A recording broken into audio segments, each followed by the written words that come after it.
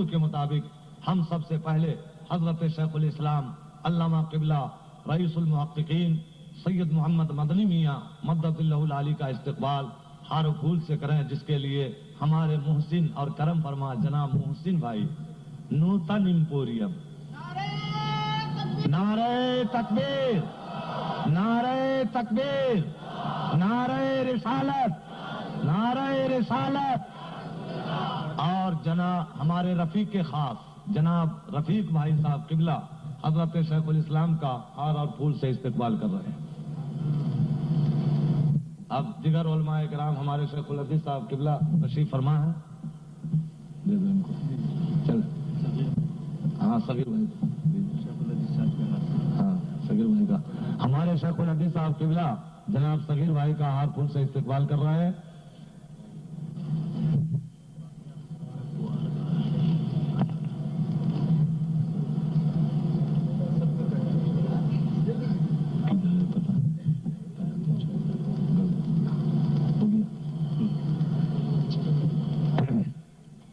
حضرات ہم نماز ادا کرتے ہوئے نظر آ رہے ہیں اور انشاءاللہ تعالی تا صبح قیامت اہل سنت والجماعت اس مقدس مسجد میں نماز ادا کرتے رہیں گے۔ بڑی خوشی کی بات ہے کہ یوں تو احمد آباد کا ذرہ ذرہ پر انوار ہے، یہاں کی مقدس سرزمین نہایت ہی خیر و برکت والی ہے۔ یہ گئے فرش قدم بن کے گوہر ہائے نظر، اے ستاروں تیری محفل میں یہ کون آیا ہے، بچ گئے بن کے قدم، بچ گئے فرش قدم بن کے گوہر ہائے نظر۔ ہر لہذا میں آپ لوگوں سے استدعا کروں گا کہ اپنے ممدوح مکرم کا استقبال نعرہ تکبیر سے شاندار انداز میں کریں۔ نعرہ تکبیر! دیکھو زندگی زندہ دلی کا نام ہے، زندگی زندہ دلی کا نام ہے، اب مردہ دل کیا خاک جیا کرتے ہیں؟ ارے ایسا نہ فلک شگاف نعرہ لگاؤ کہ جامع مسجد کا تحت نہیں بلکہ اگل بگل بھی جو ہے کام جائے۔ نعرہ تکبیر! نعرہ تکبیر! نعرہ رسالت! نعرہ رسالت! حضور شیخ الاسلام! حضور شیخ الاسلام! جشن شاہ عالم! جشن شاہ عالم! جشن شاہ عالم! جشن مخدوم اشرف پیشگی، جشن مخدوم اشرف! جشن مخدوم اشرف! جشن رضا! نعرہ تکبیر! نعرہ رسالت! علماء اہل سنت!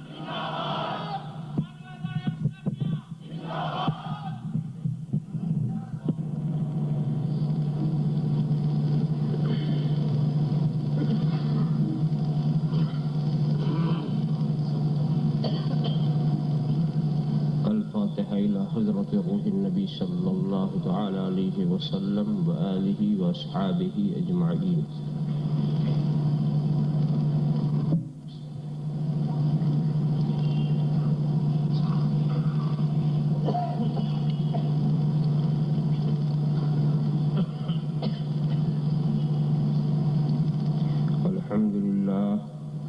الحمد للہ الذی قال فی شان حبیبہ الکریم عليه التحية والتسليم إن الله وملائكته يصلون على النبي يا أيها الذين آمنوا صلوا عليه وسلموا تسليما لبيك اللهم ربنا وسعديك اللهم صل وسلم وبارك على سيدنا ومولانا محمد طب القلوب ودوائها وعافية الأبدان وشفائها ونور الأبصار وضيائها وآله وصحبه دائما أبدا سبحان ربك رب العزة عما يصفون وسلام على المرسلين والحمد لله رب العالمين.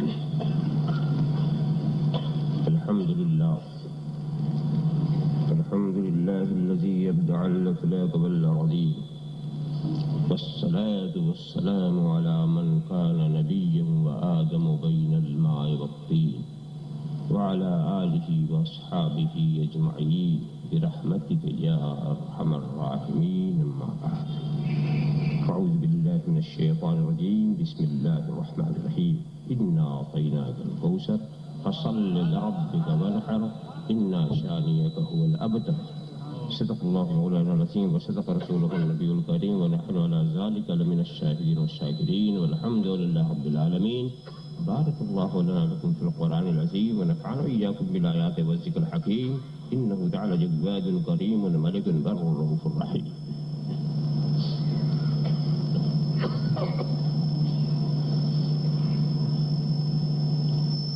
من علينا ربنا إذ بعث محمدا أيده بأيده أيدنا بأحمد أرسله مبشرا أرسله ممجدا صلوا عليه دائما صلوا عليه سرمدا. اللهم صل على سيدنا مولانا محمد الغالب مولانا محمد كما تحب وترغب أن تصلي عليه.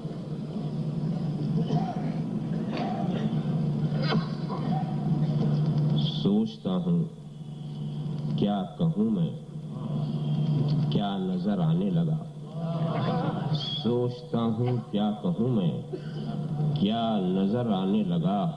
وہ ریاض برزخ کبرا نظر آنے لگا. وہ ریاض برزخ کبرا نظر آنے لگا. پھوٹتے ہی ان کے ہونٹوں پر تبسم کی کرن.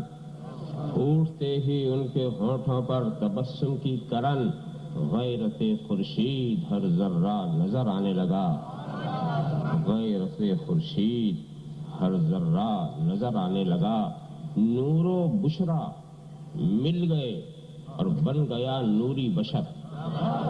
نور و بشرا مل گئے.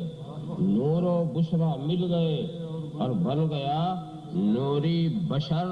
رہ کے پردے میں وہ بے پردہ نظر آنے لگا. رہ کے پردے میں وہ بے پردہ نظر آنے لگا. رہ کے پردے میں وہ بے پردہ نظر آنے لگا. آنکھ جب تک بند تھی ایک آدمی سمجھا تجھے. آنکھ جب تک بند تھی ایک آدمی سمجھا تجھے. اور جب واہ ہو گئی کیا کیا نظر آنے لگا. اور جب واہ ہو گئی کیا کیا نظر آنے لگا. آنکھ جب تک بند تھی ایک آدمی سمجھا تجھے. اور جب واہ ہو گئی کیا کیا نظر آنے لگا. تو نے اعجاز کمال بندگی دیکھی نہیں. تو نے اعجاز کمال بندگی تو نے اعجاز کمال بندگی دیکھی نہیں. بھیس میں بندے کے خود مولا نظر آنے لگا. بھیس میں بندے کے خود مولا. تو نے اعجاز کمال بندگی دیکھی نہیں. تو نے اعجاز کمال بندگی دیکھی نہیں. بھیس میں بندے کے خود مولا نظر آنے لگا. جا کے موسیٰ سے بھی کہہ دو وہ بھی آ کے دیکھ لے. جا کے موسیٰ سے بھی کہہ دو وہ بھی آ کے دیکھ لے. اس کے رخ پر میم کا پردہ نظر آنے لگا. اس کے رخ پر میم کا پردہ نظر آنے لگا. جا کے موسیٰ سے بھی کہہ دو وہ بھی آ کے دیکھ لیں. اے غم ہجر نبی صد بار تیرا شکریہ. اے غم ہجر نبی صد بار تیرا شکریہ. دل میرا کعبے کا بھی کعبہ نظر آنے لگا. دل میرا کعبے کا بھی. اے غم ہجر نبی اے غم ہجر نبی صد بار تیرا شکریہ. دل میرا کعبے کا بھی کعبہ نظر آنے لگا. دل میرا کعبے کا بھی کعبہ نظر آنے لگا. تو فنا فی الحق ہوا پھر کیا ہوا میں کیا کہوں. تو فنا فی الحق ہوا پھر کیا ہوا میں کیا کہوں. قطرہ دریا میں گیا دریا نظر آنے لگا. قطرہ دریا میں گیا دریا نظر آنے لگا. فنا فی تو فنا فی الحق ہوا، پھر کیا ہوا میں کیا کہوں، قطرہ دریا میں گیا دریا نظر آنے لگا، جو ہو ممدوح خود اپنے خدا کا، جو ہو ممدوح خود اپنے خدا کا، بھلا کوئی کرے اس کی ثنا کیا، بھلا کوئی کرے اس کی ثنا کیا، انہیں میری حقیقت کا پتہ ہے، مجھے ان کی حقیقت کا پتہ کیا۔ پھر خاموش رہوں میں تو ہی سب کچھ ہے، جو کچھ کہا تو تیرا حسن ہو گیا محدود۔ بارگاہ رسالت والے رسالت میں درود شریف کا نذران عقیدت پیش فرمائیں۔ سیدنا مولانا محمد وعلى سيدنا مولانا محمد كما تحب وترضى بأن تصلي۔ ایک بار اور حدیث درود شریف پیش فرما دیں۔ صلی اللہ علیہ نبی علیہ وآلہ صلی اللہ علیہ وسلم، صلاۃ و سلام علیک یا رسول اللہ۔ ایک بار اور نذرانے صلاۃ پیش فرما دیں۔ اللہم صلی علی سیدنا مولانا محمد وعلی سیدنا مولانا محمد کما تحب وترضى بأن تصلي علیہ۔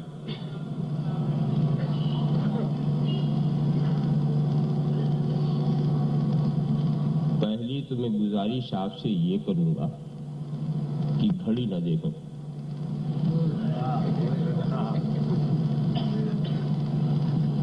اس لیے کہ بہت ہی خطرناک موڑ پر وقت پہنچ چکا۔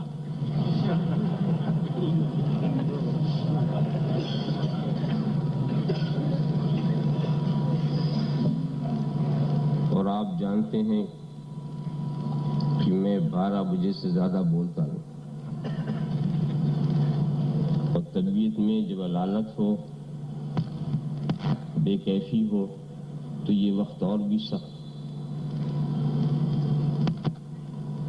تو میرے حساب سے تو میرا وقت پورا ہو چکا، اور اس محفل کے لیے جو بیان ضروری تھا وہ ہو بھی چکا۔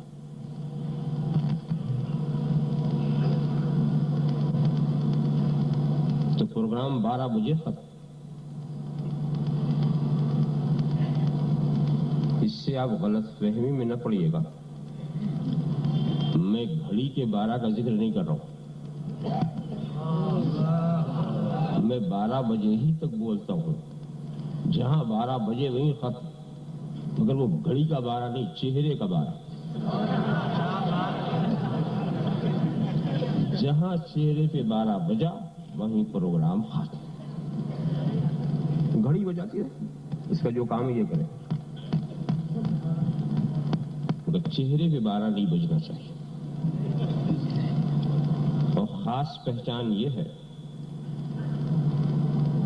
کہ اگر آپ کا منہ بند ہے اور آنکھ کھلی ہوئی ہے تو ہم سمجھیں گے کہ 12 نہیں بجے، اور اگر منہ کھل گیا آنکھ بند ہو گئی ہم سمجھ گئے آگے 12 بج چکے ہیں۔ اور اگر آپ نے کسی طرف سر جھکا دیا تو اب سوئی ایک کی طرف جا رہی ہے، تو آپ دائیں بائیں دیکھ لیں گے کہ کن گھڑیوں میں 12 بجے کن میں نہیں بجے۔ ویسے مجھے یقین ہے کہ میں جس قوم سے خطاب کر رہا ہوں یہی ایک قوم ایسی ہے جس کے 12 کبھی نہیں بجتے۔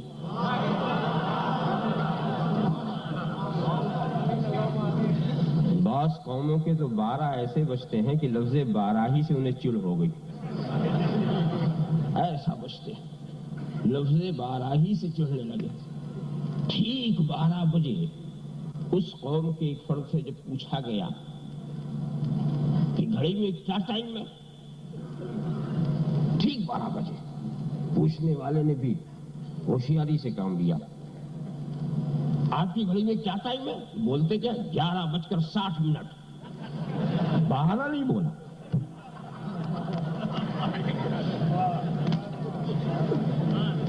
ایسا 12 بجتے۔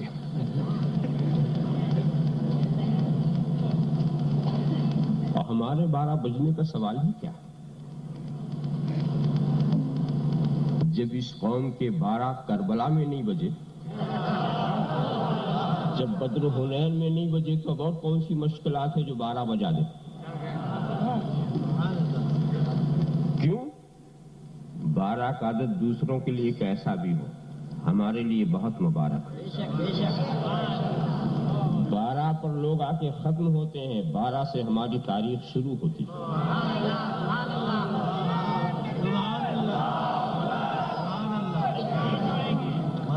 12 نہ ہو تو 12ویں والا کیسے ملتا؟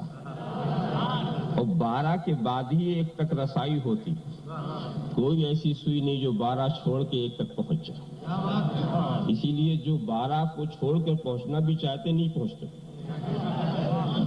12 کے بعد ہی 1 تک پہنچیں گے۔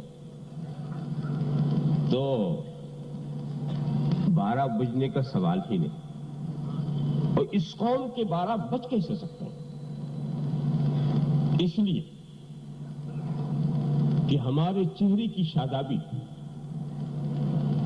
ہمارے چہرے کی سرسبزی، اس کو نسبت ہے گنبد خضرا کی ہریالی سے۔ نہ وہاں کی شادابی میں کمی آ سکتی ہے، نہ انشاءاللہ ایمان والوں کے چہروں کی شادابی میں کمی آئے گی۔ ورنہ اس قوم کو جتنا قرض کیا گیا ہے اور جس طرح کیا جا رہا ہے، جس قدر ناانصافی کی جا رہی ہے، دوسری قوم ہوتی تو وہ مٹ جاتی۔ مگر ہمارا مٹنے کا کیا سوال، مسکراہٹ میں بھی کمی نہیں۔ تو اب تو مجھے یقین نہیں کہ صبح تک آپ کے 12 نہیں بجتے۔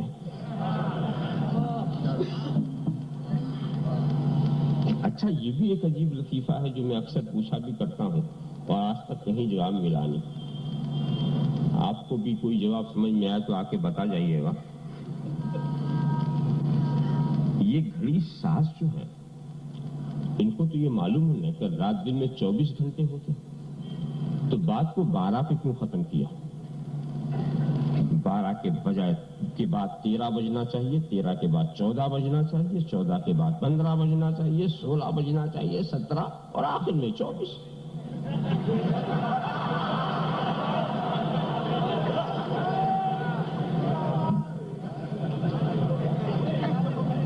انہوں نے یہ 12 ساتوں کو غائب کیوں کر دیا؟ بات تو 24 پر ختم ہونی چاہیے تھی، یہ 12 پر کیوں ختم کر دیا؟ یہ راز سمجھ بھی نہیں آیا۔ تو کبھی آپ کو سوئٹزرلینڈ والے ملے، جاپانی لوگ ملے، HMT والے ملے، تو پوچھو ان سے کہ آخر تم کو 24 سے کیا اختلاف ہے؟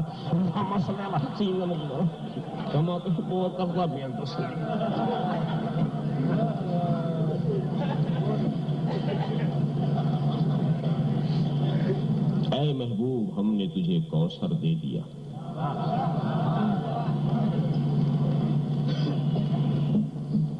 اپنے رب کی نماز پڑھتے رہو، قربانی کرتے رہو، تمہارا بدگو مخالف معارض وہی ابتر۔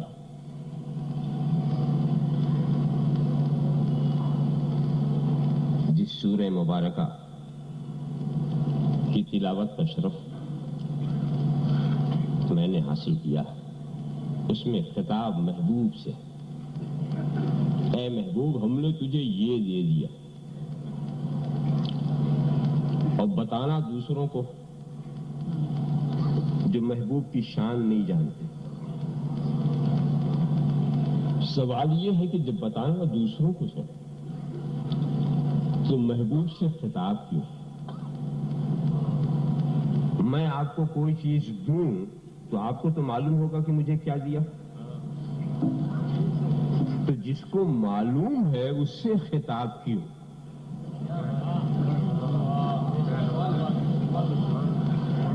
بتانا دوسرے کو تو اسی کو مخاطب بھی بنا دو۔ اور کوئی یہی ایک جگہ نہیں، جگہ جگہ ہم دیکھتے ہیں کہ رسول کے اوصاف و کمالات جہاں جہاں بیان کیے گئے وہاں رسول ہی کو مخاطب بنائے گئے۔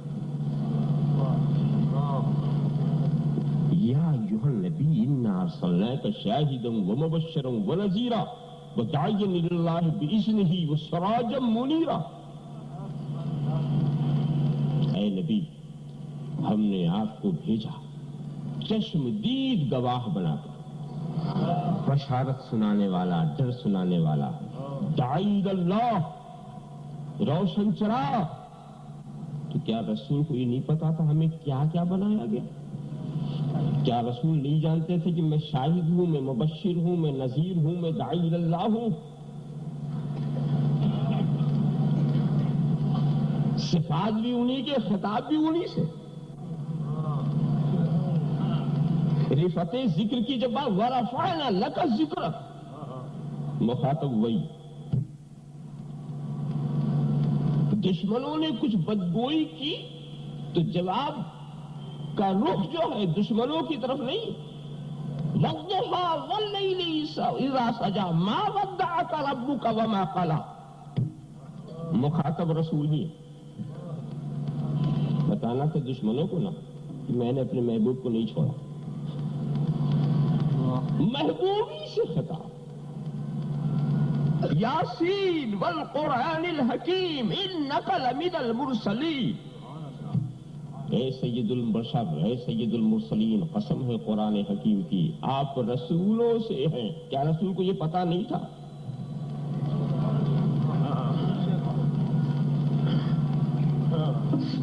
رسول کے صفات میں یہ اہتمام اکثر و بیشتر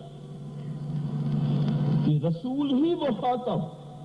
اور ایک نازک موڑ بتاؤں، ایک ارشاد کا، یا ایھا النبی انا ارسلناک شاہدا ومبشرا ونذیرا لتؤمنوا باللہ ورسولہ وتعزروہ وتوقروہ وتسبحوہ بکرۃ واصیلا۔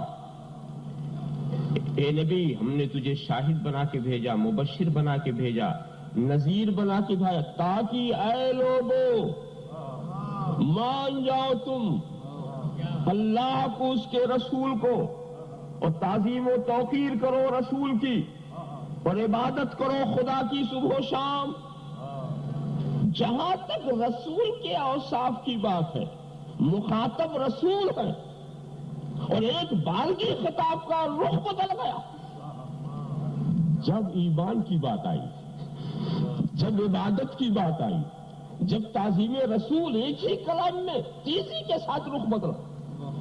مگر جب تک صفات محمد عربی کی بات تھی، مخاطب رسول، آپ خیال فرماتے چلے جائیں، اور فوراً ہی خطاب کا رخ بدل گیا۔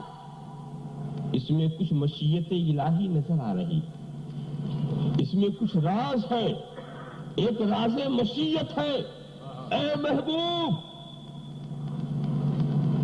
لوگوں سے خطاب کرنا یہ کچھ معیوب نہیں ہے، قرآن کریم میں خطاب ہے، یا ایھا الناس انی رسول اللہ الیکم جمیعا، یا ایھا الناس اتقوا ربکم الذی خلقکم من نفس واحدہ۔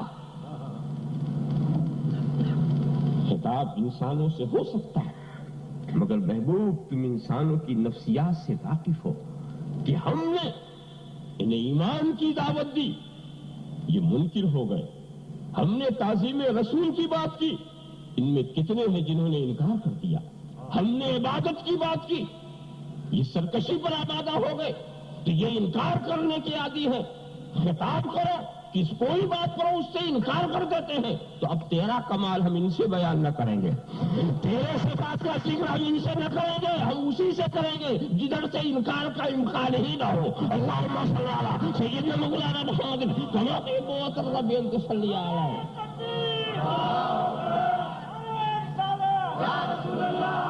اور اس میں بھی خوبی کی بات ہوگی، خوبی کی بات یہ ہوگی کہ خطاب بھی اچھا ہوگا، خطاب کرنے والا بھی اچھا ہوگا، مخاطب بھی اچھا ہوں گے۔ کبھی ایسا ہوتا کہ خطاب تو اچھا ہوتا ہے، خطاب کرنے والا بھی اچھا ہوتا، مخاطب اچھے نہیں ہوتے۔ قل یا ایھا الکافرون، خطاب بھی اچھا ہے، وہ قرآن ہے، اللہ کا کلام، خطاب کرنے والا بھی بہتر، اور کافر مخاطب اچھے نہیں۔ کبھی ذکر بھی اچھا ہوتا ہے، ذاکر بھی اچھا ہوتا، مذکور اچھا نہیں۔ تبت یدا ابی لہب، ذکر بھی بلند، ذاکر بھی بلند، ابو لہب نہیں، ابو لہب بلند نہیں، تو صفات مصطفیٰ کی جب بات آئی تو اہتمام بڑھتا گیا کہ پھر اب یہ عمل ہونا چاہیے کہ خطاب بھی اچھا ہو، مخاطب بھی اچھے ہو، اور خطاب کرنے والا بھی اچھا ہو، ذکر بھی اچھا ہو، ذاکر بھی اچھا ہو، مذکور بھی اچھا ہو، کسی طرف سے برائی کا شائبہ ہی نہ ہو۔ اللہم صلی علی سیدنا مولانا محمد کما تحب و ترضى بأن تصلی علیہ۔ اس اہتمام کے بعد کیا کہا گیا؟ ہم نے تجھے کوثر دے دیا۔ اس آیت کریمہ کے پڑھنے کا مقصد یہ بھی ہے کہ اتنی بار آپ نے اس کو سنا ہوگا کہ مزید اب سننے کی خواہش بھی نہیں ہوگی، خوب سمجھ چکے ہوں گے آپ۔ لہذا ذات سب میں کچھ ہٹ کے اپنے خیالات پیش کروں گا۔ اس آیت کریمہ کو علماء کرام جب شروع کرتے ہیں تو کوثر کی تفسیر میں پھر الجھ جاتے ہیں۔ کوثر سے یہ مراد، کوثر سے وہ مراد۔ مفسرین اپنے اپنے خیالات، اور ہر خیال کے پیچھے کچھ تائیدات بھی، ایسی بات نہیں کہ ان کے کچھ خیالات غلط ہیں اور میں اسے غلط بھی نہیں کہنے کی ہمت کر سکتا، مگر ان کے بارگاہ میں اپنے معروضات کو پیش کرنے کا حق رکھتا ہوں۔ ایک تفسیر یہ کی گئی ہے کوثر کی کہ کوثر سے مراد حوض کوثر، اور کسی نے کہا کوثر سے مراد نہر کوثر۔ تو یہ حوض کوثر کہاں ہے؟ یہ حوض کوثر کہاں؟ جنت میں نا۔ حوض کوثر، نہر کوثر، یہ سب جنت کی نہریں ہیں، جنت کے حوض ہے نا۔ تو یہ حوض جنت سے چھوٹا ہے یا بڑا؟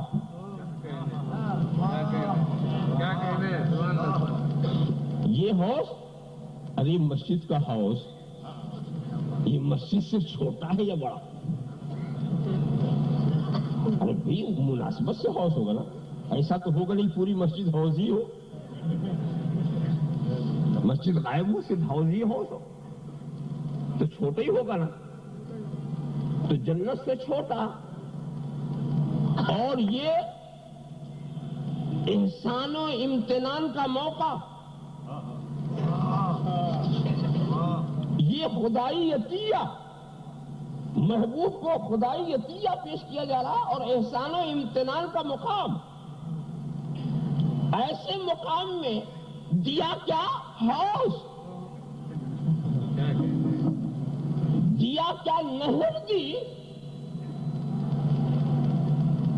غور کرو، لمن خاف مقام ربہ جنتان، جو خدا کی بارگاہ میں کھڑے ہونے سے ڈرے اس کے لیے دو جنات، اس کے لیے دو جنات۔ تو غلاموں کے لیے دو جنات اور آقا کے لیے حوض۔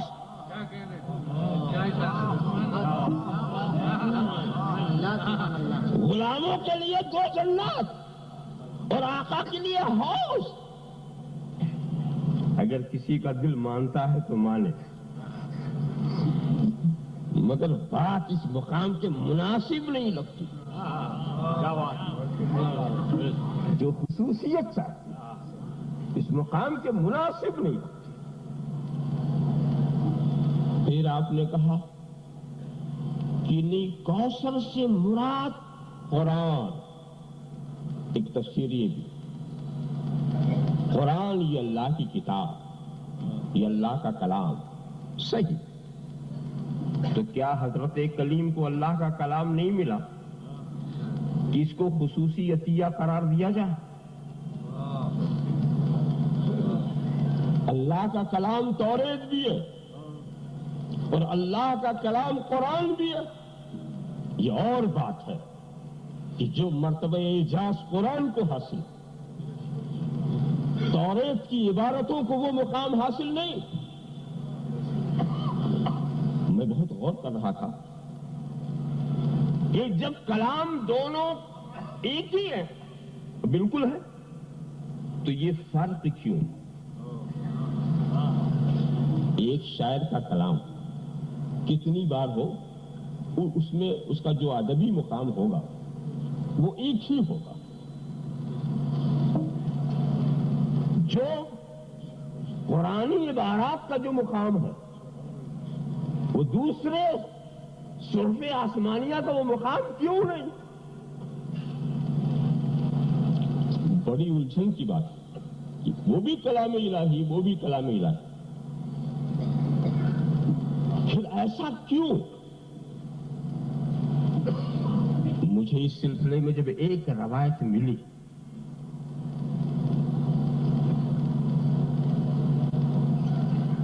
تو کچھ ہلکی سی تسلی ہوئی، تسکین ہوئی کہ قرآن کی ایک خصوصیت اور ہے، اور توریت کلام الہی تو ضرور ہے مگر اس کا ایک معاملہ اور ہے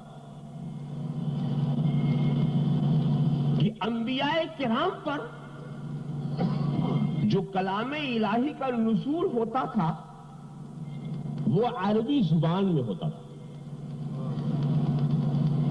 ہر نبی پر عربی زبان پر کلام کا نزول ہوتا تھا. پھر نبی اس کلام کو قوم کی زبان میں پیش کرتے تھے.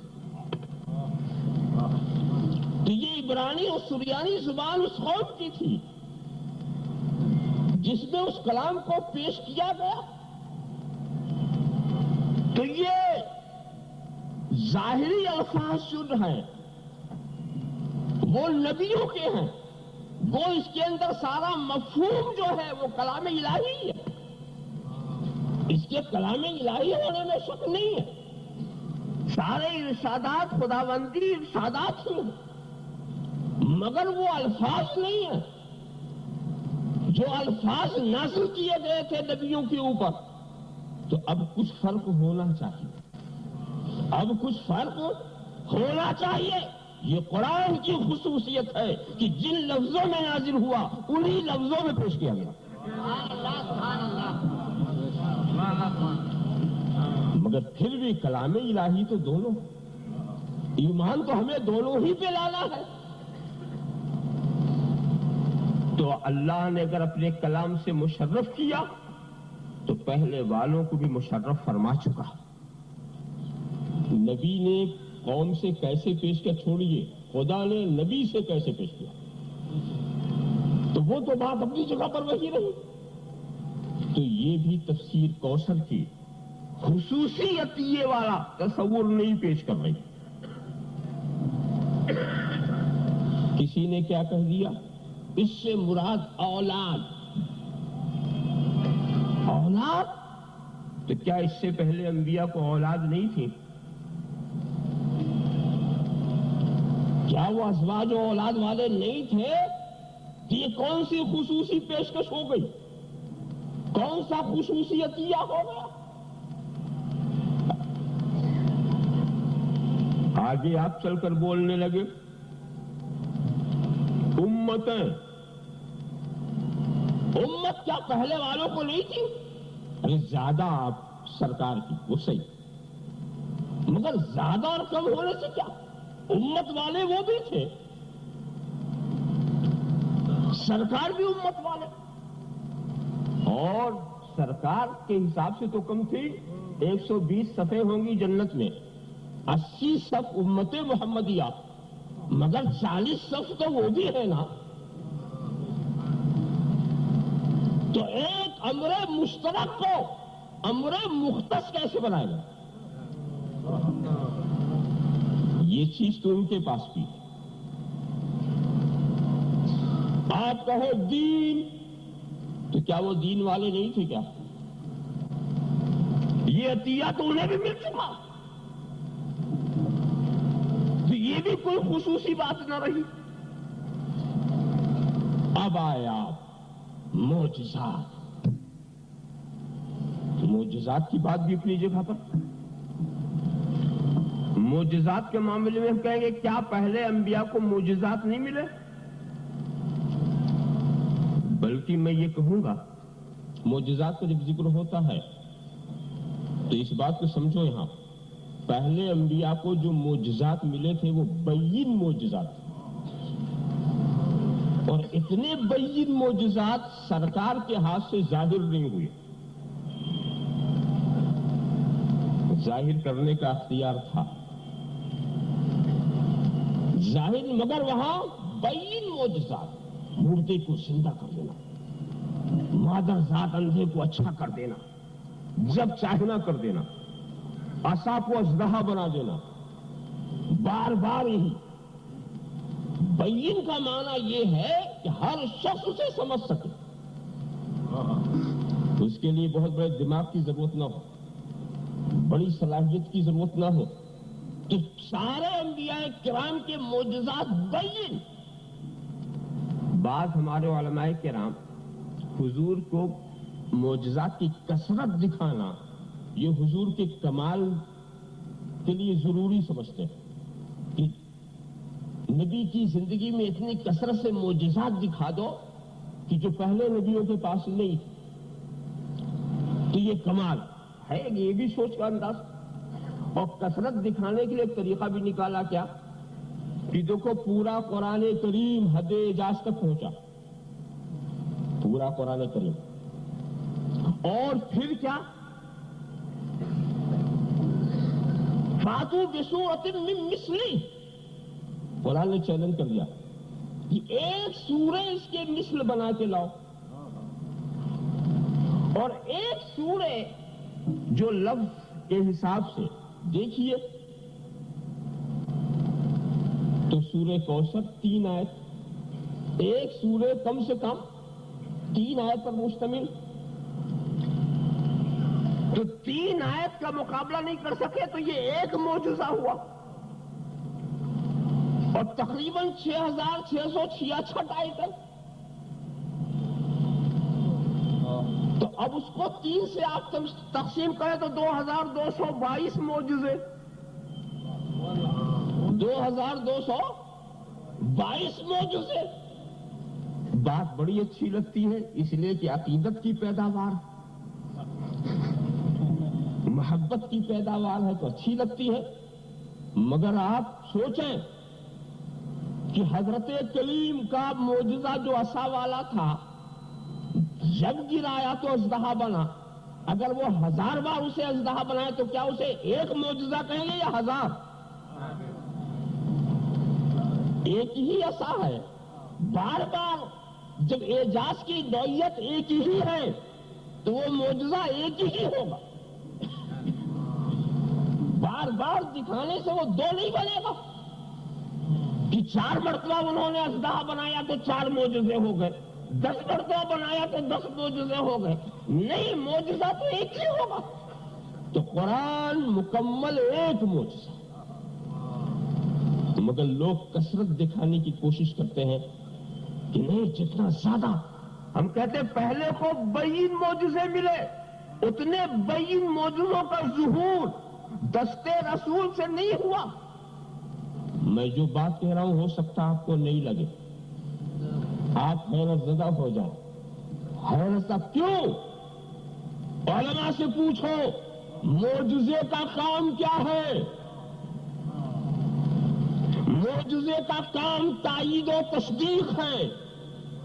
معجزہ اس لیے دکھایا جاتا لوگ سمجھنے کی اللہ کے رسول ہیں، یہ سچے ہیں، تائید و تصدیق کے لیے معجزے کی ضرورت ہوتی ہے۔ جو کمزور ہوگا اس کو تائید کی ضرورت ہوگی، جو کمزور ہوگا، جتنا زیادہ کمزور ہوگا اتنی ہی لمبی تائید کی ضرورت ہوگی، اتنی ہی زبردست تصدیق کی ضرورت ہوگی۔ حضرت عیسیٰ کو بڑی زوردار تائید کی ضرورت تھی، ان کے نسب میں شک کیا جا رہا تھا، ان کی نسل میں شک کیا جا رہا تھا، تو ضرورت تھی کہ تائید ربانی ہر وقت ساتھ رہے۔ ایدنا بروح القدس، روح القدس ہر وقت ایک مؤید ساتھ رہے۔ تو معجزے کی کثرت جو ہے، میں ایک بات بتاتا ہوں، ایک معمولی آدمی آ کر کہے کہ مجھے صدر جمہوریہ نے یہ بھیجا، تو آپ کہیں گے ثبوت دکھاؤ، ثبوت دکھاؤ، تو مونوگرام دے گا، لیٹر دے گا، یہ دے گا، جو بھی ثبوت کے لیے ضروری سمجھے گا دے گا، پوچھا نا۔ اور اگر وزیر اعظم آ کے کہے کہ مجھے صدر جمہوریہ نے بھیجا، ثبوت مانگو گے؟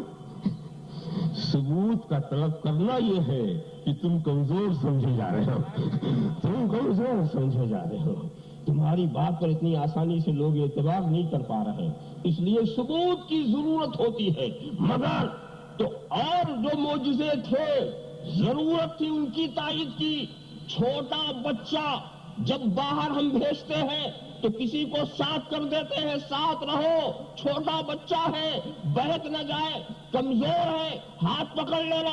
मगर जवान जब जाता है तो हम उसके साथ नहीं भेजते, ताकत वाला जा रहा है, कुव्वत वाला जा रहा है, समझ वाला जा रहा है, इक़्तिदार वाला जा रहा है, अख्तियार वाला जा रहा है। अब किसी तायद की जरूरत नहीं है, उसका लोग चेहरा ही देखेंगे ईमान लाएंगे, उसका किरदार देखेंगे ईमान लाएंगे, उसकी सूरत देखेंगे ईमान लाएंगे। वो मौजूदा दिखाकर मोमिन नहीं बनाएगा, अपना चेहरा दिखा के मोमिन बनाएगा, अपना किरदार दिखा के मोमिन बनाएगा, अपने अमाल दिखाकर के मोमिन बनाएगा।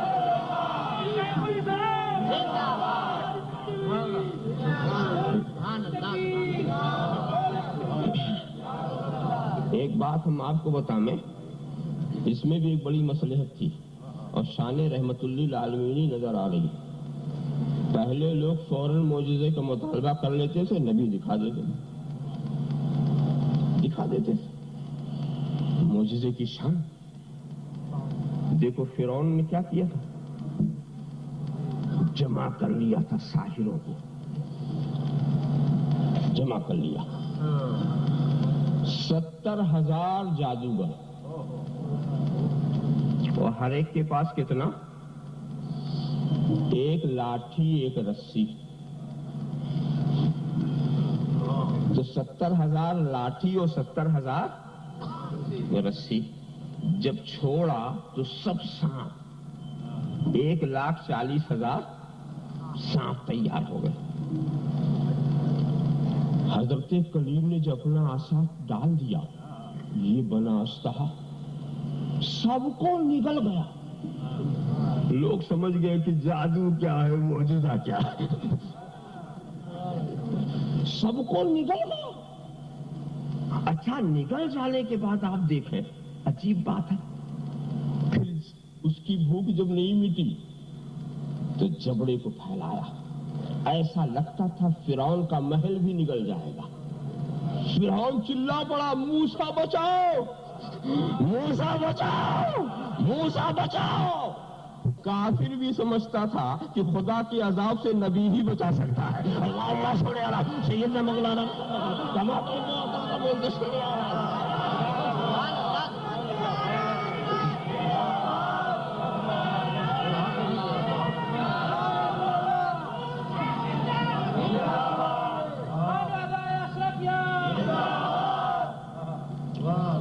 आपने हाथ रखा तो वही 30 हाथ का डंडा, न मोटा हुआ न वजनी हुआ, और वो किधर चले गए, 1,40,000। कुछ वजन बढ़ा होता, कुछ कद बढ़ा होता, वैसे ही का वैसे। फौरन जादूगर ईमान लाने पर मजबूर हो गए। इसलिए जादूगर उन जुहला की तरह नहीं थे, वो समझते थे कि जादू क्या होता है, मोजिजा क्या होता है। जादूगर सिर्फ निगाहों का धोखा, चीज की हकीकत नहीं बदलती, और मोजिजे से चीज की हकीकत बदल जाती।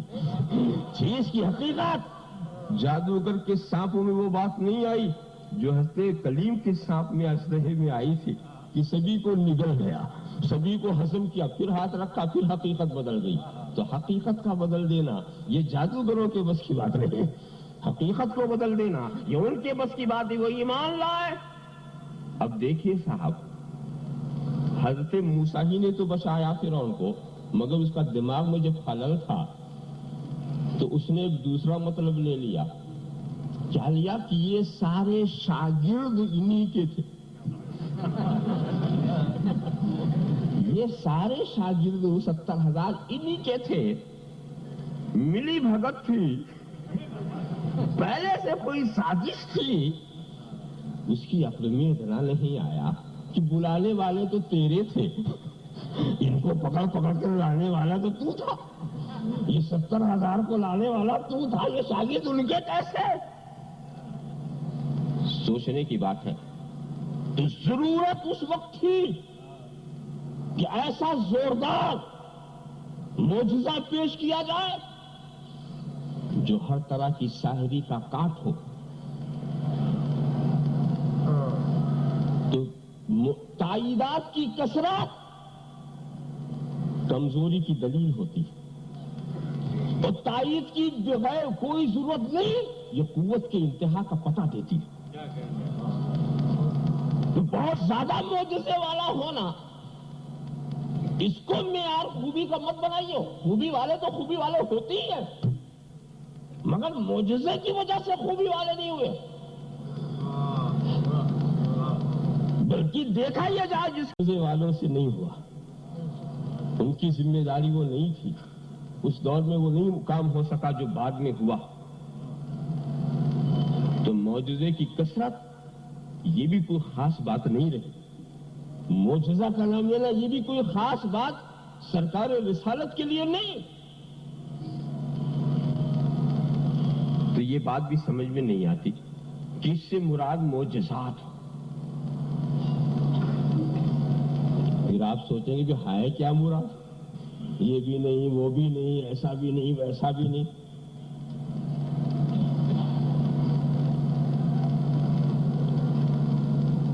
میں سوچتا ہوں کہ جب خاص عطیے کی بات ہے تو کائنات میں کون سی نعمت ہے جو رسول کو دے کے یہ کہا جائے یہ خاص عطیہ؟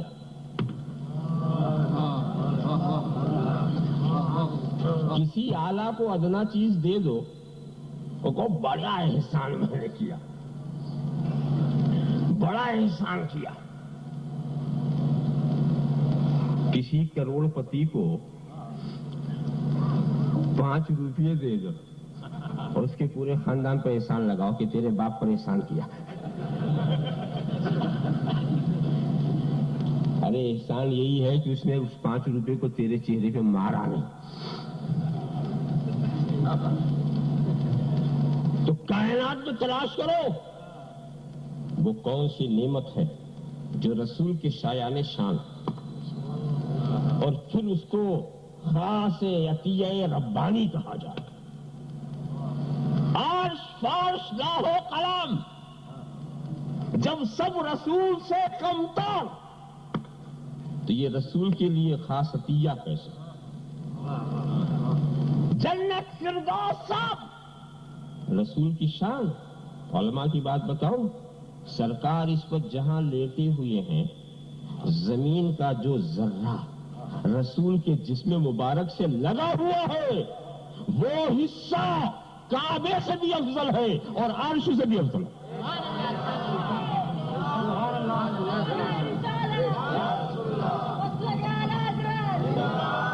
اور پھر ایک بات سنو، میں ان ذروں کی بات نہیں کرتا جو بشریت مصطفیٰ کا جز بن چکے ہیں. میں ان ذروں کی بات کرتا ہوں جو جزو رسول نہیں ہے، جسم رسول سے لگے ہوئے. جزو رسول نہیں ہے، جسم رسول سے لگے ہوئے ہیں، وہ عرش سے افضل. تو ان اجزاء مادیہ کا کیا عالم ہوگا جو بشریت مصطفیٰ کا خمیر ہے.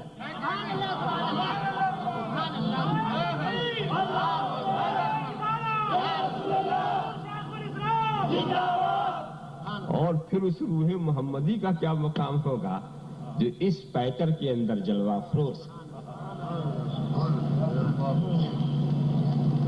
اسی لیے اسی چیز کو میں حیات النبی کی دلیل میں پیش کرتا ہوں. حیات النبی کی دلیل میں اسی بات کو پیش کرتا ہوں اور یہ بات سمجھ میں سب کے آ جاتی ہے. مثال کے طور پر یہ تو آپ سب جانتے ہیں روح نکلے گی تو کہیں رہے گی. کہاں رہے گی؟ عالم برزخ میں رہے گی. کہاں رہے گی؟ روح کے مناسب جو مقام ہوگا، چاہے اعلیٰ علیین ہو چاہے اسفل السافلین ہو، تو کسی نہ کسی مقام پر رہے گی نا. اب روح محمدی جب نکلی ہوگی تو وہ کہاں رکھی جائے؟ اب پوچھو بڑے بڑے بقراتوں سے کہ عالم برزخ میں وہ مقام کون سا ہے جو روح محمدی کے لائق. روح محمدی جب خاک بدن کی لگے ہوئے خاک کے ذرے عرش سے افضل، جنت روح محمدی کے لائق جہاں رسول کے غلام رہیں گے، عرش روح محمدی کے لائق جہاں رسول کے قدم پہنچ گئے، روح محمدی کے لائق کون؟ یہی تو جواب دو گے کہ روح محمدی کے لائق وہی جسم ہے جہاں وہ تھی، جہاں ہی وہ جسم ہے جہاں وہی تھی۔ اے فرشتوں اسے پلٹا دو، جسم مصطفیٰ ہی روح محمدی کا برزخ ہے۔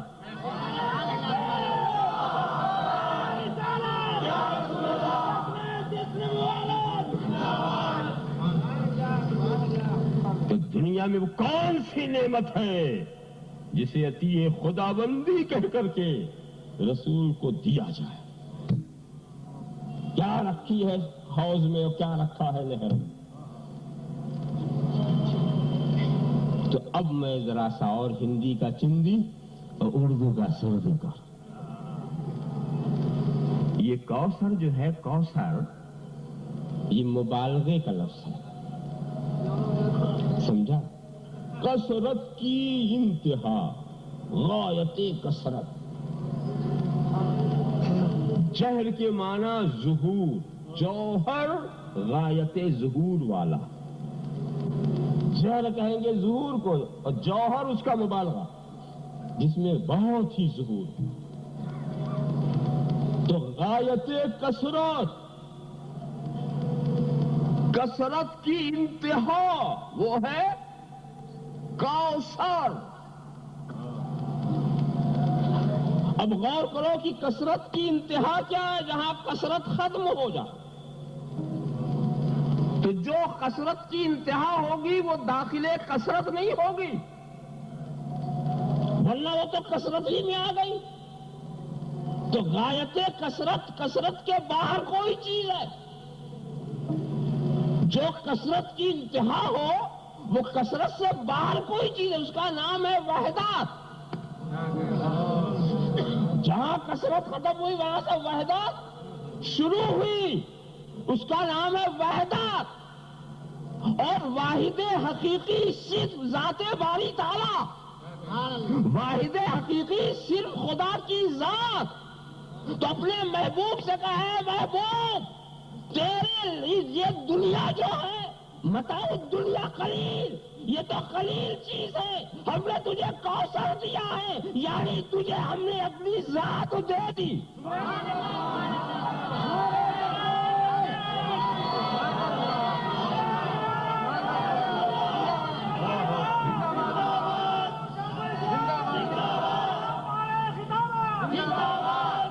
اے محبوب ہم نے تجھے اپنے کو دے دیا۔ جب میں تیرا ہو گیا تو اب تو بھی میرا ہو جا، اب تو بھی میرا ہو جا۔ فصل لربک وانحر، اپنے رب کی نماز پڑھ، اپنے رب کے لیے قربانی دے، مال جان ہر حیثیت سے اپنی ذات سے تو میرا ہو جا، میں تیرا ہو گیا تو میرا۔ اور کون سی نعمت ہے جو رسول کو دے کر کہے بڑا خاص عطیہ ہے؟ اللہم صلی علی سیدنا مولانا محمد کما تحب و ترضی بان تصلی علیہ۔ تو اب میں تیرا ہو گیا تو میرا ہو جا، یعنی میں تیرا کیسا ہو گیا؟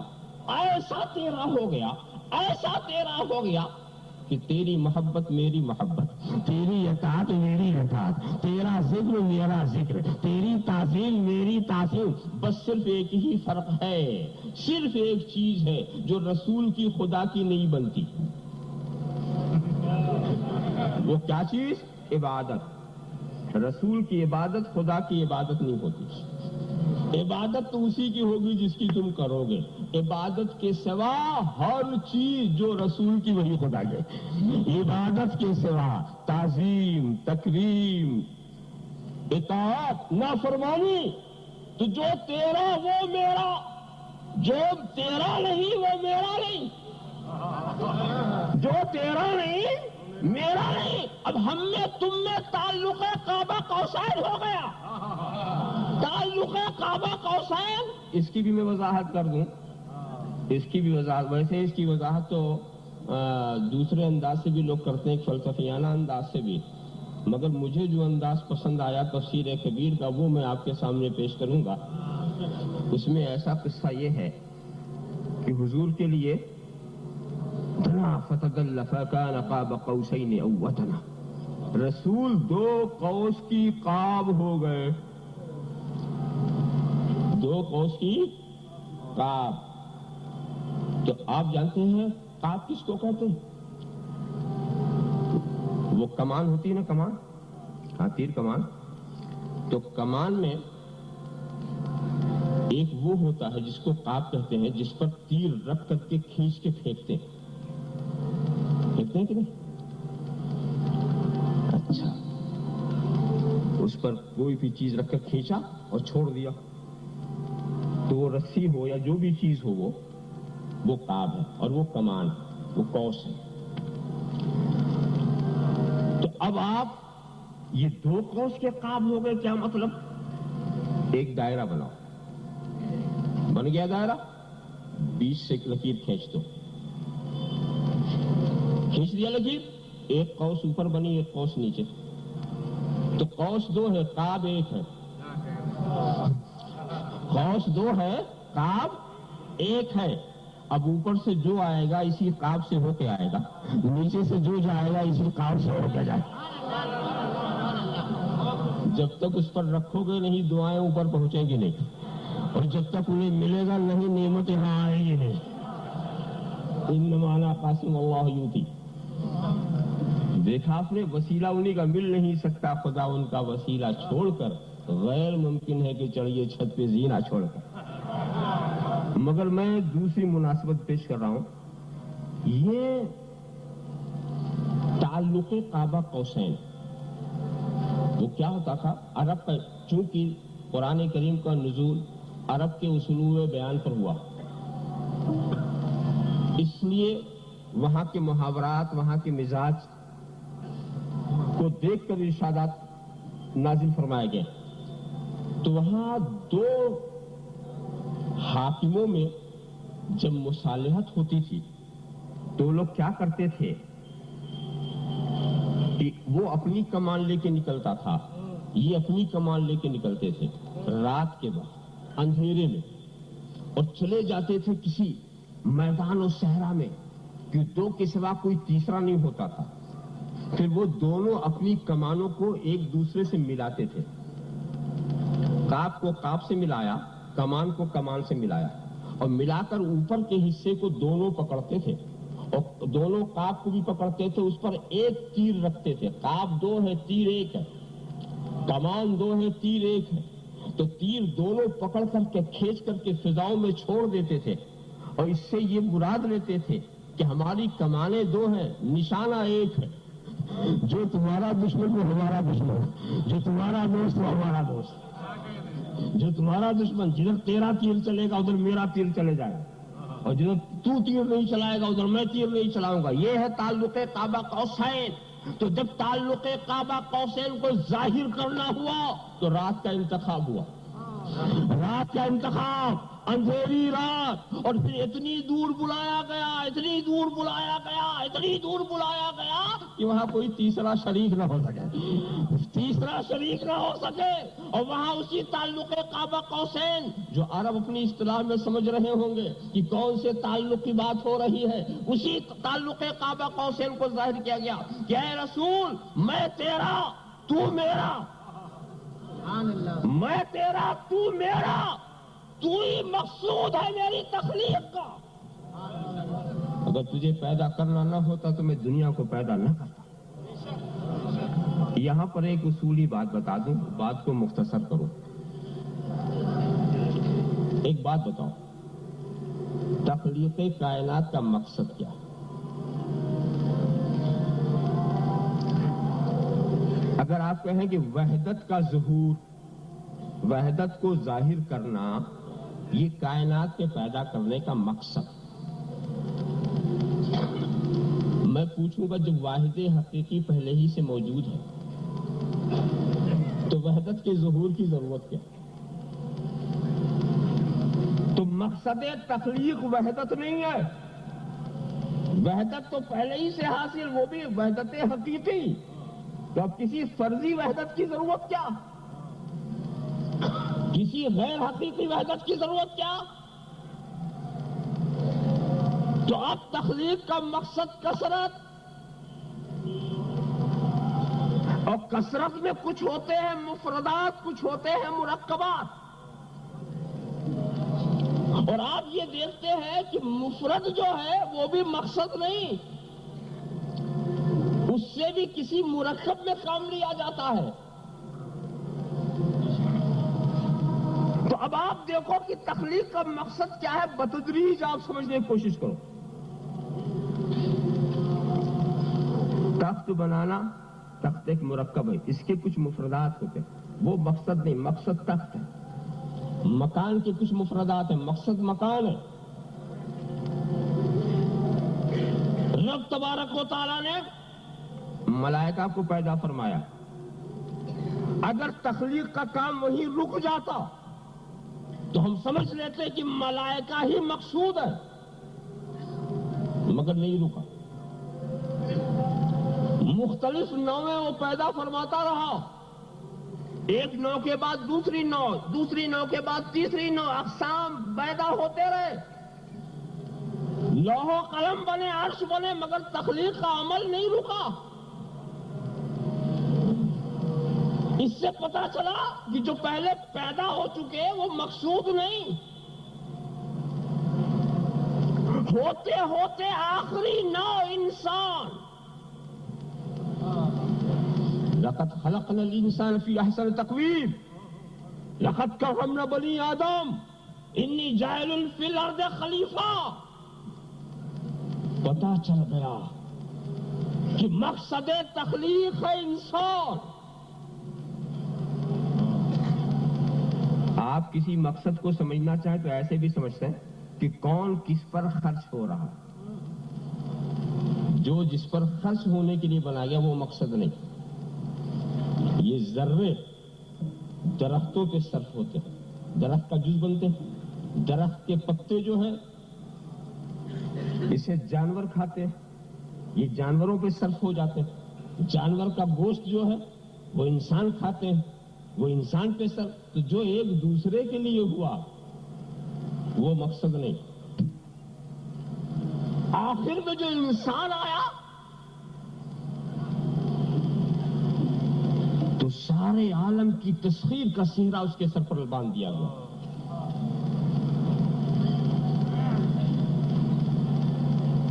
وَسَخَّرْنَا لَكُم مَّا فِي السَّمَاوَاتِ وَمَا فِي الْأَرْضِ۔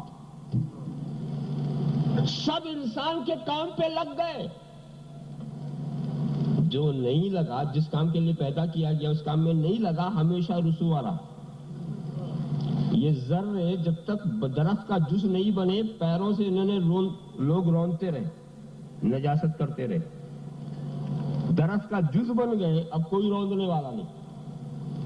یہ پتے جانوروں کی غذا بن جائیں بچ جاتے ہیں، ایسے ہی گر جائیں جلا دیے جاتے ہیں۔ یہ جانور انسانوں کی غذا بن جائیں، اچھا موقع میں مل جاتا ہے، ایسے ہی چھوڑ دو تو بڑے برے حال میں نظر آتے ہیں۔ یہی انسانوں کا حال ہے کہ جس کے لیے بنایا گیا اپنوں کو اسی میں سرو کر دے تو اونچا مقام پاتا ہے، ایسے ہی مر جائے تو پرسان حال کوئی نہیں۔ تو کون کس کے لیے بنایا گیا؟ تو ساری مخلوق تمہارے لیے بنائی گئی۔ انما الدنیا خلقت لکم انکم خلقتم للآخرہ، دنیا تمہارے لیے بنائی گئی ہے۔ اسی راز کو اگر تم سمجھو تو تمہیں عظمت انسانی کا پتہ چلے۔ انسان نے نہیں اپنی عظمت کو سمجھا تو کبھی درختوں کے آگے جھکا، کبھی اس نے پتھروں کی منت و سماجت کی، کبھی اس نے دریاؤں کی خوشامد کی، اپنے مقام کو نہیں سمجھا کہ یہ میرے لیے، میں ان کے لیے نہیں۔ دنیا نے بھی کیا جواب دیا کہ جو دنیا کے پیچھے گیا دنیا اسے نہیں ملی، اور جس نے دنیا کو ٹھوکر مار کر کے دنیا کو رخ موڑ کر کے بھاگا، دنیا نے آج تک اسے نہیں چھوڑا۔ نہیں چھوڑا. آج آپ جشن شاہ عالم منا رہے ہیں. یہ تو دنیا سے منہ موڑ کے چلے گئے تھے مگر آج تک شاہ عالم، آج تک وہ شاہ عالم ہے. اب اکبر کو کوئی شاہ عالم کہنے والا نہیں، اب جانے والے بادشاہوں کو کوئی شاہ عالم کہنے والا نہیں، مگر یہ اب تک شاہ عالم میں، اب تک ان کی شہنشاہی، اب تک ان کی حکومت. ذرا سا آپ دیکھو، دنیا کے پیچھے ہٹلر دوڑا، نیپولین دوڑا، مسولینی دوڑا، اکبر دوڑا، سب ہلاک ہو گئے. اور مخدوم سمنانی نے دنیا کو لات مارا، آج تک دنیا انہیں نہیں چھوڑ رہی ہے. یہ عجیب حال ہے کہ پیچھے دوڑو تو ہاتھ نہیں آتی، مڑ کے بھاگو تو پیچھا نہیں چھوڑتی. یہ دنیا کا عجیب حال. اچھی مثال کسی نے دی ہے کہ دنیا اپنا سایہ، یہ اپنی پرچھائی، اپنا سائے کو پکڑنے کے لیے دوڑو، ملے گا، دوڑتے دوڑتے مر جاؤ گے. اور اتنا قریب رہے گا کہ ابھی ملا، ابھی ملا، ابھی ملا. ایسا بھی نہیں کہ چھوڑ کے بھاگ جائے، ایسا بھی نہیں کرتا، بالکل قریب ہی رہتا ہے مگر ملتا نہیں. اور منہ موڑ کے چلو تو پیر چھوڑتا نہیں، وہ بھی اتنی تیزی سے پیچھے بھاگے گا، وہ بھی اتنی تیزی سے پیچھے بھاگے گا. کہ تم دنیا کے لیے نہیں، دنیا تمہارے لیے. تم چاند و سورج کے لیے نہیں، تم کسی اور کام کے لیے نہیں ہو، تم صرف ایک کام کے لیے ہو. الا لیعبدون، بس ایک کام تمہارا ہے کہ ساری دنیا تمہارے لیے ہے، تم خدا کے لیے. اب انسان کے بعد کوئی نئی مخلوق نہیں پیدا کی گئی، پتا چلا انسان مقصد کائنات، انسان مقصود عالم ہے. مگر انسانوں کی بھی 3 قسمیں. سیدھی قسمیں بتا دوں. ایک انسان کافر، ایک انسان مومن، ایک انسان نبی. 3 قسمیں ہیں انسانوں کی. کافر اپنی اصلیت کے لحاظ سے یقیناً بہت اونچا مقام تھا اس کا. لقد خلقنا الانسان فی احسن تقویم، اچھی ساخت پر اس کی بناوٹ ہوئی تھی، مگر جس کام کے لیے بنایا گیا تھا وہ کام نہیں کیا. جس مقصد کے لیے اسے بنایا گیا تھا اس میں وہ صرف نہیں ہوا. بریانی بڑی اچھی تیار ہوئی تھی مگر سڑ گئی، اب کھانے کے لائق نہیں. پھینکو. بریانی بہت اچھی مگر خراب ہو گئی. یا کوئی چیز بہت اچھی بنی، اس میں کوئی نجاست گر گئی، نجاست نے اس لائق کیا کہ خود بھی وہ خراب، کسی کے کام کے لائق نہیں. تو ساخت تو اچھی تھی مگر کفر کی نجاست نے ایسا خراب کر دیا تو اب اس لائق نہیں ہے کہ وہ رکھا جائے. ارے سیب تو سبھی اچھے ہوتے ہیں نا، مگر سڑا ہوا سیب کون رکھتا؟ کچے کو رکھ لیتے ہیں، سڑے کو نہیں رکھتے. کچے کو رکھ لیتے ہیں، سڑے کو نہیں رکھتے. کچی چیز سنبھالی جاتی ہے، سڑی چیز نہیں سنبھالی جاتی. چھوٹا سا نمک رکھ لیا جاتا ہے، سڑا ہوا کھانا نہیں رکھا جاتا. اب وہ تو بڑے نادان ہیں جو سڑے ہوئے لوگوں کو بھی اپنے قریب بٹھاتے ہیں. اللہم صلی علی سیدنا مولانا محمد کما تحب و ترضى بان تصلی علیہ، اس کو تو دور ہی رکھنا چاہیے نا. تو اب وہ مقصد کائنات ہونے کا اس کا سوال ہی نہیں. جب وہ بات ختم ہو گئی، وہ تو اتنا ذلیل ہوئے، اتنے کمتر ہوئے کہ اس قابل ہی نہیں کہ انہیں مقصود کائنات بنایا جائے. کسی دسترخوان کی زینت ایسا کھانا بنتا جس میں بدبو آنے لگے، جس کے اندر صاف قلب پیدا ہو جائے. اب رہ گیا مومن، کافر تو یوں نکل گئے، اب بچے مومن. تو مومن کا کوئی مستقل وجود نہیں. مومن کہتے ہیں ایمان والا، ایمان کہتے ہیں ہوا تصدیق بما جاء النبی بما جاء هو التصديق ما جاء به النبی صلی اللہ تعالی وسلم. نبی جو کچھ لے کر آئے ان سب کی تصدیق کا نام ایمان. تو نبی کے مصدق کا نام، نبی کی تصدیق کرنے والے کا نام کیا ہے؟ مومن. تو جب نبی ہی نہیں تو مومن کا. تو ایمان جو ہے وہ نور نبوت کا سایہ ہے. آفتاب نہ ہو تو سایہ کہاں سے؟ تو اس کا کوئی مستقل وجود ہی نہیں. اس کا وجود نبوت کے وجود کا مرہون ملت. تو اب اصل انسان ہوا نبی،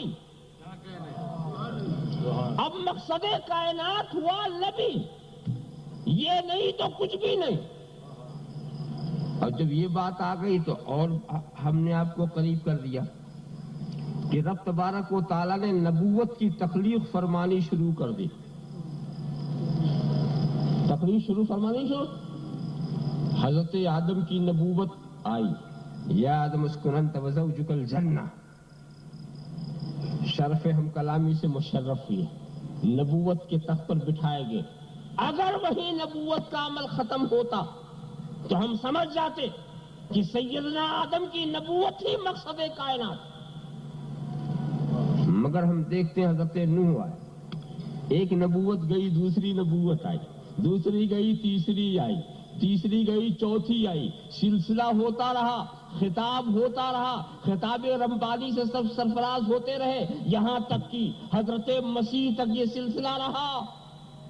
کہیں نبوت ٹھہری نہیں، ایک کے بعد ایک، ایک کے بعد ایک، ایک کے بعد ایک. پھر ایک آخری نبی آیا. ما كان محمد نبا احد من رجالكم ولكن رسول الله وخاتم النبيين.